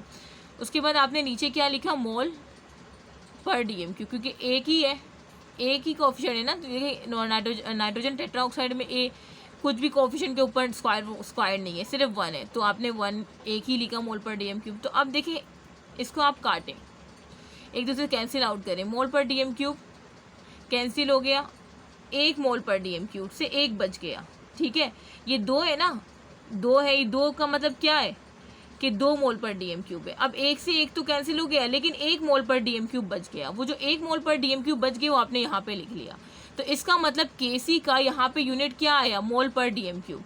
DM क्यूब को ना आप लीटर भी लिख सकते हैं, ये बात याद रखिएगा कि DM क्यूब जो है ना वो लीटर भी आप शो कर सकते हैं उसको, मतलब मोल पर DM क्यूब भी लिख सकते हैं और मोल पर लीटर भी लिख सकते हैं। ठीक है, तो अब मोल पर DM क्यूब इस रिएक्शन का जो Kc का यूनिट आया है वो क्या आया है, जल्दी से बताएं। जो नाइट्रोजन टेट्रा ऑक्साइड मिलकर नाइट्रोजन डाइऑक्साइड की फॉर्मेशन कर रहे थे, यहाँ पे Kc का यूनिट क्या आया, आपने क्या देखा कि यहाँ पे Kc का यूनिट आपने जो निकाला है वो मोल पर DM क्यूब है। सबसे पहले तो आपने देख लिया है मोल्स, ये दोनों रेक्टेंट प्रोडक्ट के मोल डिफरेंस का मतलब Kc का यूनिट तो होगा ही होगा। ठीक है, तो आपने Kc का यूनिट जब निकाला तो मोल पर DM क्यूब आया, इसको आप मोल पर लीटर भी लिख सकते हैं। ठीक है, तो मैं अगर आपको ट्रिक बताऊं कि आपको अगर कहा जाए कि Kc का यूनिट निकाले, तो आपको जो भी रिएक्शन दिया हो ना, सबसे पहले आप उसके मोल देखें। आपने मोल्स देखें कि भाई मेमदीना ने कहा था कि अगर मोल्स रेक्टेंट और प्रोडक्ट के बराबर होंगे तो उसमें Kc का कोई यूनिट नहीं होगा। तो आपने देखा कि भाई हाइड्रोजन और हाइड्रोजन 1 मोल है, आयोडीन 1 मोल है, और मिलके हाइड्रोजन आयोडाइड की 2 मोल्स है यहाँ पे। तो 2 मोल्स और ये 1 मोल्स 2 हो गए, तो 2 तो इसका मतलब तो मोल्स बराबर हो, तो यहाँ पे Kc की कोई यूनिट नहीं होगी, करने की ज़रूरत ही नहीं है आपको सॉल्व करने का, नो यूनिट पे आपको टिक कर देना है। उसके बाद आपको दूसरा अगर रिएक्शन दिया जाए, वहाँ पे हमने देखा कि भाई यहाँ पे 1 मोल है रिएक्टेंट में और प्रोडक्ट साइड पे 2, तो इसका मतलब इसमें Kc का कोई यूनिट है। तो आपने Kc का जो फॉर्मूला मैंने आपको बताया कि प्रोडक्ट अपॉन रिएक्टेंट से आप, अच्छा प्रोडक्ट आपने लिखा कि भाई प्रोडक्ट नाइट्रोजन डाइऑक्साइड है, आपने नाइट्रोजन डाइऑक्साइड को लिख दिया और ये एक स्क्वायर ब्रैकेट लगा दिया जो कि मोलर कंसंट्रेशन को शो कर रहा है। दूसरा आपने देखना है कि भाई इसमें कोफिशिएंट जो है ना वो इसकी पावर पे आएगा। यहाँ पे आपने कोफिशिएंट देखा कि यहाँ पे जो कोफिशिएंट था वो क्या है, वो 2 है, तो आपने इस मोलर कंसंट्रेशन स्क्वायर ब्रैकेट के ऊपर 2 लगा दिया। ठीक है, उसके बाद आपने जो है रेक्टेंट डिनोमीटर में आएगा तो आपने उसमें नाइट्रोजन टेट्राऑक्साइड और स्क्वायर ब्रैकेट लगा दी। अब आपने देखा कि यहाँ पे तो 1 है, तो कुछ भी नहीं होता, यहाँ पे 1 ही होता है। ठीक है, तो इस तरह से करके फिर आपने मोल पर DM क्यूब के ऊपर भी स्क्वायर लगा देना, क्योंकि यहाँ पे स्क्वायर है और नीचे मोल पर DM क्यूब एक दफ़ा है तो एक दफ़ा, तो 1 से 1 कट गया है, तो 1 मोल पर DM क्यूब या मोल पर लीटर। तो इस तरह से आपने सॉल्व करना होगा। ठीक है, तो आप सोल्यूशन से पहले देख लिया करें कि रेक्टेंट प्रोडक्ट के मोल सेम है या नहीं। अगर सेम है तो कोई यूनिट नहीं है, डायरेक्ट नो यूनिट पे टिक करे। अगर सेम नहीं है, सॉरी अगर अनइक्वल है, अगर इक्वल है तो कोई यूनिट नहीं होगा। अगर रेक्टेंट प्रोडक्ट के मोल्स इक्वल है तो कोई यूनिट नहीं होगा, डायरेक्ट नो यूनिट पे टिक करें। लेकिन अगर रिएक्शन देखने के बाद आपने देखा कि नहीं रेक्टेंट के 1 मोल है, प्रोडक्ट के 2 मोल्स है, ठीक है, मतलब अनइक्वल है, तो फिर आपने Kc का यूनिट इस तरह से निकालना होगा। Kc का ये याद रखिएगा कि प्रोडक्ट अपॉन रेक्टेंट होता है, कुछ बच्चे रेक्टेंट अपॉन प्रोडक्ट करके गलत कर देते हैं। ठीक है, और दूसरा कोफिशिएंट का बता दिया है मैंने, कोफिशिएंट जो है ना, जो कोफिशिएंट होगा रिएक्शन में वो पावर की शक्ल में आएगा। ठीक है, सो ये सारी चीज़ों का ध्यान रखिएगा, ये निकालने पड़ते हैं, मैंने आपको और वो बता दिए। बाकी आपने बुक खोलेगा, जो जिस भी प्रोविंस से आप है अपने बुक खोल के वहाँ पे भी कुछ एग्जाम्पल दी होंगी, तो उसको करके Kc की यूनिट्स निकाल लीजिएगा। ठीक है, मतलब Kc आपका जो होमवर्क है ना, इस उसमें जो मैंने आपको होमवर्क दिया है वो क्या है, Kc के यूनिट्स। आपकी जो प्रोविंस बुक है, एक तो आपने रीडिंग लाजमी करनी है हर लेक्चर को देखने के बाद, दूसरा आपने Kc की यूनिट लाजमी निकालनी है। जो भी आपकी प्रोविंस बुक है वहाँ पे इस तरह से रिएक्शन दिए होंगे, Kc की यूनिट निकालने को कहा होगा, वो Kc की यूनिट निकाल के आपने अपना होमवर्क कंप्लीट करना है। ठीक है, अच्छा उसके बाद हम नेक्स्ट चलते हैं। अच्छा अब देखिए, अब मैं आपको बता रही हूँ, इससे पहले अब मैं आपको बता रही हूँ कि बेटा अगर रेक्टेंट एंड प्रोडक्ट जो है, जिस तरह से मैंने यहाँ पे आपको एक रिएक्शन दिया हुआ है ना, तो अब मैंने कहा कि इसका केसी की फॉर्म में करके दिखाया मुझे। इस तरह से भी एमसीक्यूज आते हैं, रिएक्शन देते हैं आपको केसी की फॉर्म में। एक ऑप्शन ये होगा, दूसरा जो है ना गलत दिया होगा, तो आपने सही ऑप्शन पे टिक करना है। आपने देखना है कि प्रोडक्ट अपॉन वेक्टर है, तो प्रोडक्ट अपॉन वेक्टर बिल्कुल सही केसी की यहाँ पे एक्सप्रेशन शो की है। तो इस तरह से भी एमसीक्यूज आते हैं केसी एक्सप्रेशन के ना। तो आपने अगर सही से पढ़ा होगा तो आप लोग कर लेंगे। देखिए कुछ भी नहीं है इसमें। आपने प्रोडक्ट देखा कि सी और मोल कंसंट्रेशन, ये सी कोएफिशिएंट जो था स्मॉल सी, इसको पावर की शक्ल में लगा दी इस तरह से मैंने आपको बताया। तो आपने इस रिएक्शन की जो है ना मोलर कंसंट्रेशन की एक्सप्रेशन लिख के दे दी, जो कि बिल्कुल सही है, जो कि मैंने अभी ऊपर आपको कराई भी है। ठीक है, तो ये तो आपने ये रिएक्शन जो मैंने आपको दिया, आपने उसकी केसी की एक्सप्रेशन मुझे लिख के दे दी। अब मैं आपसे कह रही हूँ अगर रिएक्टेंट एंड प्रोडक्ट जो है गैसीय स्टेट में हो, ठीक है, तब कांस्टेंट किस तरह से लिखा जाएगा, इक्विलिब्रियम कांस्टेंट तब कैसे लिखा जाएगा, मीन केसी। ये तो कंसंट्रेशन फॉर्म में था ना जब आपने निकाल लिया। अब मैं कह रही हूँ कि जब गैसीय स्टेट में होगा, मतलब जो रिएक्शन रिएक्टेंट एंड प्रोडक्ट जब गैसीय स्टेट में होगा, तब हम केसी किस तरह से निकालेंगे। तब हम केसी क्या करेंगे, जो रिएक्टेंट और प्रोडक्ट की फिर हम पार्शियल प्रेशर के लिहाज से निकालेंगे, फिर उसकी कंसंट्रेशन के लिहाज से नहीं निकालेंगे। किसके लिहाज से निकालेंगे, उनके पार्शियल प्रेशर, मतलब जो इंडिविजुअल गैस का जो पार्शियल प्रेशर होगा ना, उसके लिहाज से हम केसी निकालेंगे। अब लोग बोलेंगे मैम फिर पार्शियल प्रेशर से कंसंट्रेशन किस तरह से निकलेंगी। देखिए प्रेशर जितना ज़्यादा होगा, मीन उसके मॉलिक्यूल ज़्यादा है, मॉलिक्यूल कंसंट्रेशन ज़्यादा है, तो प्रेशर जिसका ज़्यादा होगा उसकी कंसंट्रेशन ज़्यादा होगी। क्यों, क्योंकि प्रेशर मॉलिक्यूल कंसंट्रेशन जितनी ज़्यादा होगी उतने ज़्यादा प्रेशर रहेगा ना, जितने ज़्यादा मॉलिक्यूल की कंसंट्रेशन होगी उतनी ज़्यादा प्रेशर लगेगा। तो अगर हम गैसीय स्टेट में पार्शियल प्रेशर को ले रहे हैं तो बच्चे परेशान हो जाते हैं कि मैम फिर इससे हम कंसंट्रेशन किस तरह से बता सकते हैं। तो बेटा वही मैं बता रही हूँ कि प्रेशर ज़्यादा होगा तो मॉलिक्यूल कंसंट्रेशन ज़्यादा होगी, क्योंकि जितने ज़्यादा मॉलिक्यूल होंगे उतना ज़्यादा प्रेशर लगाया जाएगा, जितने कम मॉलिक्यूल होंगे उतने कम प्रेशर लगाया जाएगा। ठीक है, तो इसमें कन्फ्यूज़ होने की ज़रूरत ही नहीं है। ठीक है, तो जब गैसीय स्टेट में होगा, फॉर एग्जाम्पल ये रिएक्शन आपको दे दिया और आपसे कहा जा रहा है कि भाई गैसीय स्टेट के लिए आप केसी निकाले, तो आपने क्या करना है, कुछ भी नहीं करना, सिंपल वही प्रोडक्ट अपॉन रिएक्टेंट का होगा। प्रोडक्ट क्या है आपका ये, ठीक है, तो आपने सबसे पहले इसको लिखना है बस। अगर वो कह रहे हैं कि गैसीय स्टेट के लिए आपने केसी की एक्सप्रेशन लिखी है, तो तब आपने पार्शियल प्रेशर की फॉर्म में, मतलब इंडिविजुअल गैस के पार्शियल प्रेशर की फॉर्म में आपने केसी को एक्सप्रेस करना है। किस तरह से, पी लिखा आपने, P for partial pressure of C, ठीक है, सी, और ये जो कोफिशिएंट था ना ये ऊपर सी के ऊपर छोटा सा आ जाएगा। ठीक है, और इसका प्रोडक्ट लिया किसका, और दूसरा क्या है आपके पास, डी। ठीक है, तो डी लिखा और ये इसका कोफिशिएंट इस तरह से आया।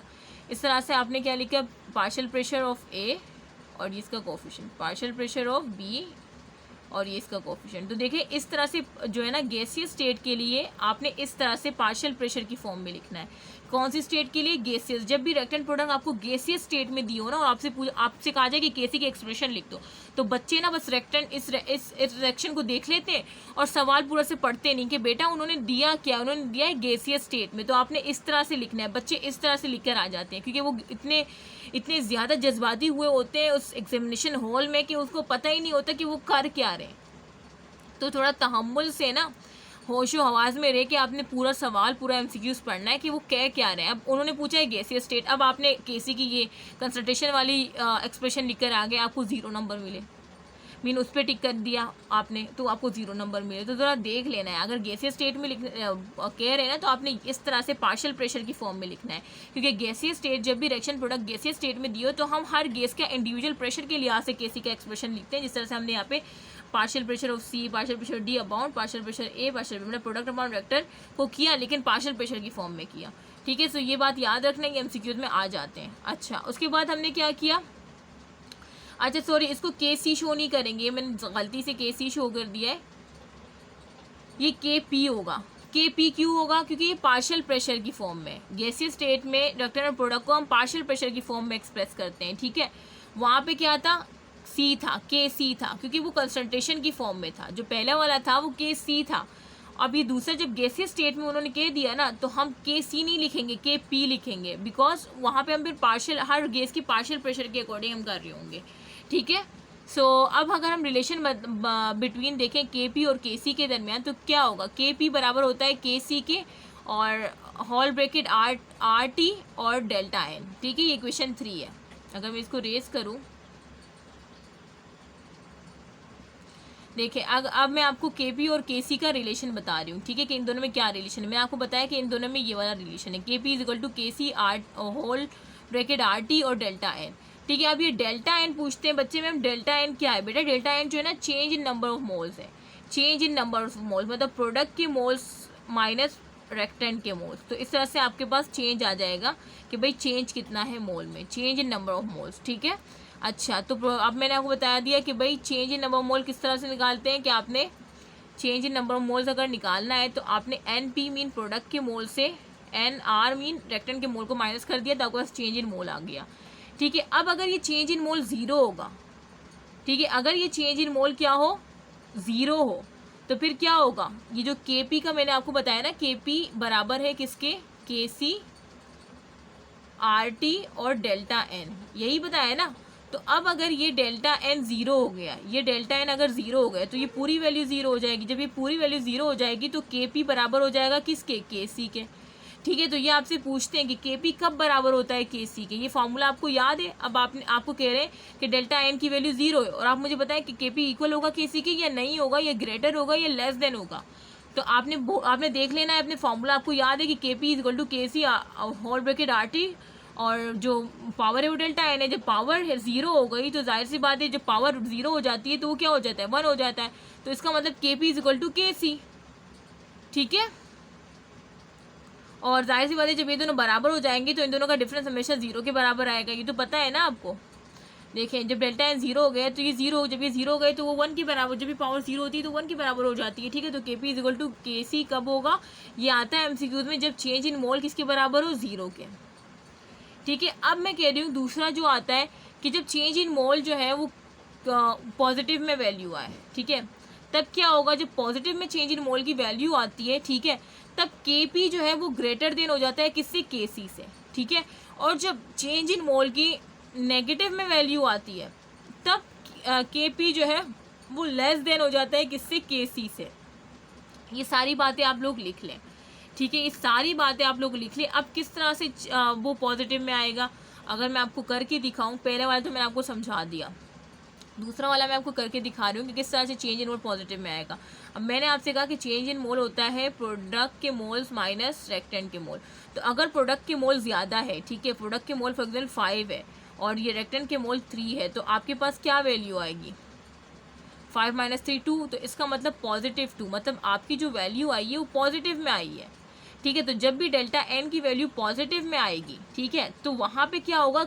वहाँ पे क्या होगा? के पी जो होगा ना, के पी बड़ा होगा, के पी इज़ ग्रेटर देन के सी, ये बात याद रखनी है। तो इसका मतलब कि जब भी प्रोडक्ट के मोल ज़्यादा होंगे तो के पी बड़ा होगा किससे? के सी से, क्योंकि यहाँ पे प्रोडक्ट के मोल ज़्यादा होने से तो डेल्टा एन पॉजिटिव में आया है ना। यहाँ पे क्या हुआ है? प्रोडक्ट के मोल ज़्यादा होने से डेल्टा एन क्या आया है? पॉजिटिव में आया है। अगर प्रोडक्ट के मोल कम होते तो क्या होता? अगर प्रोडक्ट के मोल फॉर एग्जांपल प्रोडक्ट के मोल होते 3 और रेक्टेंट के मोल होते 5, तो 3 माइनस 5 तो क्या आता? -2। तो फिर यहाँ पे तो डेल्टा एन की वैल्यू नेगेटिव में आ जाती। जब नेगेटिव में आती तो क्या होता है? जब नेगेटिव में आती तो के पी तो लेस देन हो जाता ना के सी से, क्योंकि डेल्टा एन नेगेटिव में आया है। तो इसका मतलब अब आपने ये ट्रिक याद रख ली है, जल्दी से अपने नोट्स पे लिख लें कि जब डेल्टा एन ज़ीरो होगा तो के पी इज इक्वल टू के पी इक्वल होगा के सी के, और जब डेल्टा एन पॉजिटिव में होगा, और डेल्टा एन पॉजिटिव कब होगा? जब प्रोडक्ट के मोल ज़्यादा होंगे। जब प्रोडक्ट के मोल ज़्यादा होंगे तो अल्टीमेटली डेल्टा एन की वैल्यू पॉजिटिव में आएगी। जब वो पॉजिटिव में आएगी तो के पी हमेशा ग्रेटर देन होगा किससे? के सी से। और अगर प्रोडक्ट के मोल्स कम होंगे तो डेल्टा एन की वैल्यू जो है, चेंज इन मोल की वैल्यू जो है वो नेगेटिव में आएगी हमेशा। किस में आएगी? नेगेटिव में। कब आएगी डेल्टा एन की वैल्यू? जब प्रोडक्ट के मोल कम होंगे। जब प्रोडक्ट के मोल कम होंगे तो डेल्टा एन की वैल्यू नेगेटिव में आएगी, जिसकी वजह से क्या होगा? के पी लेस देन हो जाएगा के सी से। किस तरह से मैंने बताया? हाँ, बहुत ज़बरदस्त तरीके से मैंने आपको बताया जिसमें बच्चे कन्फ्यूज हो जाते हैं। ठीक है। अब आपको समझ आया? अब आपको समझ आया? साथ साथ आपने नोट कर लिया होगा डेल्टा एन पॉजिटिव कब आएगा? जब नंबर ऑफ प्रोडक्ट ज़्यादा होंगे। जब नंबर ऑफ प्रोडक्ट ज़्यादा होगा डेल्टा एन आपको पॉजिटिव में आएगा, तब के पी ग्रेटर देन होगा के सी से। और जब डेल्टा एन जो है नेगेटिव में होगा तो तब उसका मतलब कि नंबर ऑफ प्रोडक्ट कम होंगे, जिस तरह से मैंने एग्जाम्पल बताई, तो उसमें फिर के पी लेस देन होगा के सी से। ठीक है। तो अगर एक एग्जाम्पल मैं आपको बताऊँ, अच्छा इसके भी आपकी प्रोविंस की बुक में ना क्वेश्चन दिए होंगे एक्सरसाइज के, तो वो भी कर लीजिएगा कि वो आपसे पूछते हैं कि भाई के पी कब इक्वल होगा के सी के, और कब ग्रेटर होगा, कब लेस देन होगा, तो वो कर लीजिएगा। इसको इस लेक्चर को देखने के बाद वो अपनी प्रैक्टिस एक्सरसाइज लास्ट में कर लीजिएगा। ठीक है। अच्छा, लास्ट में एक आपको करवा देती हूँ। देखिए अब आपने देखा कि हाइड्रोजन भी गैस में है, ये एक रिएक्शन है, आपको ये सवाल दिया हुआ है, ठीक है। हाइड्रोजन भी गैस में है, गैस फॉर्म में, आयोडीन भी गैस फॉर्म में, वो दोनों मिलकर हाइड्रोजन आयोडाइड बना रहे हैं, ठीक है। अब आपने देखा कि हाइड्रोजन गैस में, आयोडीन भी गैस में है और प्रोडक्ट भी गैस में, तो इसका मतलब ये गैसीय स्टेट है। ये कौन सी स्टेट है? गैसीय स्टेट है। तो जब गैसीय स्टेट है, तो मैम दीना ने बताया था कि जब भी गैसीय स्टेट में आपको रिएक्शन दिया होगा तो वहाँ पे फिर क्या होगा, पार्शियल प्रेशर की फॉर्म में आएगा, ठीक है, पार्शियल प्रेशर की फॉर्म में, ठीक है। तो आपने देखा कि भाई रिएक्शन में रिएक्टेंट और प्रोडक्ट दोनों गैसीय स्टेट में है, तो मैम ने कहा था कि जब भी गैसीय स्टेट में आएगा तो वहाँ पे हम Kp लेंगे, मीन पार्शियल प्रेशर की फॉर्म में जो है इक्विलिब्रियम कांस्टेंट को रिप्रेजेंट करेंगे, ठीक है, इक्विलिब्रियम कांस्टेंट को। तो Kp की फॉर्म में हम क्या करेंगे, रिप्रेजेंट करेंगे, क्योंकि गैसीय स्टेट में है। और इंडिविजुअल रिएक्टेंट और प्रोडक्ट को हम पार्शियल प्रेशर की फॉर्म में एक्सप्रेस करेंगे Kp के एक्सप्रेशन में।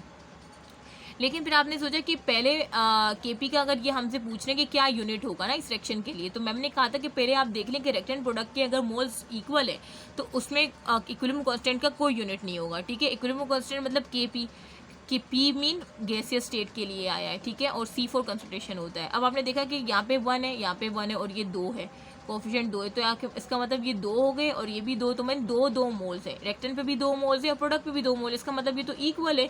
तो मैम ने कहा था कि जब भी मोल्स रिएक्टेंट और प्रोडक्ट के इक्वल होंगे तो वहाँ पे कोई यूनिट नहीं होगा, तो इसका मतलब इक्विलिब्रियम कांस्टेंट का यहाँ पे कोई यूनिट नहीं है। अगर नहीं भी मानती तो मैं करके दिखा देती हूँ। देखें Kp आपने दिखा, ठीक है। अब आपने देखा कि मैं ये गैसीय स्टेट में है, तो आपने पार्शियल और हाइड्रोजन आयोडाइड और यहाँ पे कोफिशिएंट 2 लगा दिया, और ये हाइड्रोजन और ये आपका आयोडीन, ठीक है। अब आप कहेंगे कि मैम प्रेशर को हम किस में लिखें? देखिए प्रेशर को आप एटमॉस्फेयर में भी लिख सकते हैं, ठीक है, प्रेशर को आप मिलीमीटर मरकरी में भी लिख सकते हैं, ठीक है, प्रेशर को आप लिख सकते हैं, ठीक है। तो अब यहाँ पे अगर मैं एटमॉस्फेयर में करूँ तो एटमॉस्फेयर और ये स्क्वायर का जो 2 पावर है वो लगा दी, और फिर यहाँ पे भी एटमॉस्फेयर हाइड्रोजन की और आयोडीन की भी एटमॉस्फेयर। तो आपने खुद देखा कि यहाँ पे 2 एटमॉस्फेयर है और यहाँ पे भी नीचे भी 2 है, तो ये कट जाएंगे, ठीक है। जब कट जाएंगे तो कोई यूनिट नहीं होगा, नो यूनिट, इस रिएक्शन का कोई यूनिट नहीं है। वही मैम की बात हो गई कि इतनी ख्वारी करने की ज़रूरत ही क्या है, बस आपने स्टार्ट में देख लेना है कि रिएक्शन और प्रोडक्ट के अगर मोल बराबर है तो उसका कोई यूनिट नहीं होगा। साथ में ये देख लेना कि अगर गैसीय स्टेट में है, ठीक है, तो गैसीय स्टेट में पार्शियल प्रेशर की बात होती है, मतलब वहाँ पे इक्विलिब्रियम कांस्टेंट को आप Kp में शो करेंगे, P for partial pressure for individual gas. अच्छा, सो यहाँ पे तो मैंने काफ़ी आपको डिटेल में बता दिया है सब कुछ, ठीक है। सो इंशाल्लाह हम नेक्स्ट लेक्चर में मज़ीद देखेंगे। यहाँ पे मैं फ़िलहाल ऑफ़ कर देती हूँ, ठीक है, बहुत मतलब काफ़ी हमने देख लिया है, या इसको भी मैं करवा ही देती हूँ इसी लेक्चर में।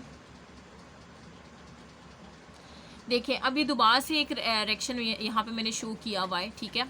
अब इसमें नंबर ऑफ मोल C जिस तरह से, अब यहाँ पे हम पहले हमने कंसंट्रेशन की फॉर्म में देखा C4 कंसंट्रेशन, ठीक है, फिर उसके बाद हमने इक्विलिब्रियम कांस्टेंट को P मीन पार्शियल प्रेशर, ठीक है, की फॉर्म में देखा, ठीक है। ये दोनों चीज़ें तो हमने देख ली। अब मैं आपको कह रही हूँ कि Kn भी होता है। अब ये N किस लिए होता है? N होता है मोल्स के लिए, ठीक है। तो मोल्स के लिए होगा तो आप क्या करेंगे, सेम जिस तरह से आपने पार्शियल प्रेशर का लिखा था वहाँ पे P लिखा था ना, बस यहाँ पे N लिख लेना है, ठीक है। आपने क्या कर लेना है, Kn के लिए आपने क्या करना है, N और C और ये C, ठीक है, और N